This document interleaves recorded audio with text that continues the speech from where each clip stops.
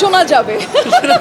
দেখাও যেতে পারে কে জানে তাই না যেহেতু অ্যাক্টিংয়ে ঢুকেছি ফার্স্ট অ্যাক্টিং এক্সপিরিয়েন্স যদি বলি যে আমি আসলে খুবই কি বলবো আমি প্রেমে পড়ে গেছি প্রথমত আমি যদি লিপসিং করে এত দূর আসি তাহলে তো বা এর জন্য একটা ক্ল্যাপ হওয়া উচিত যে আমি লিপসিং করে এত দূর আসতেছি এবং আমার খালি গলায় অনেক গান আছে ইউটিউবে আছে আপনাদের কাছেও আছে অনেক জার্নালিস্টের কাছে আছে তো এমন না যে আমার এখন শোতে যদি আমি লিপসিং করে শো করি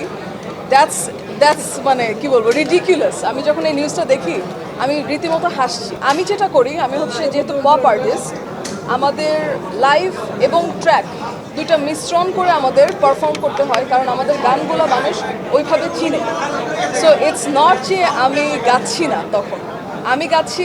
আমার ট্র্যাকও আছে আমার লাইভ ব্যান্ডও আছে এটা একটু আস্তে আস্তে মানুষের বুঝতে হবে আই গেস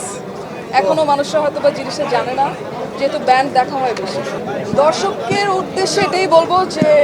আমাকে নিয়ে যা আপনাদের ভাবনা আছে ভাববেন আমি আপনাদেরকে কোনো ডিস্টার্ব করব না আপনাদের ভাবনা মানে আমি আসলে কোনোভাবে থামাতে চাই না পরিকল্পনা চলতে থাকুক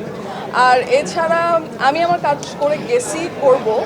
আপনাদের ভালো লাগলে আমি সেটার অ্যাপ্রিসিয়েশন পাবো খারাপ লাগলে সেটার গালি খাবো দিস ইজ ন্যাচারাল সো এই তো অভিনয় এই তো প্রথম করলাম আমার অ্যাপ্রিসিয়েশন পেয়েছি অনেক আমার অ্যাক্টিং সো আমার কাছে মনে হয় যে সেটা আমাকে ইন্সপায়ার করেছে নেক্সট আরও কিছু কাজ করার সো হোপফুলি আমাকে সামনে আরও দেখা হবে সামনে আমাকে দেখা যাবে ফিল্মের গানেও দেখা যাবে আর অভিনয় তো করলাম প্রথম এই তো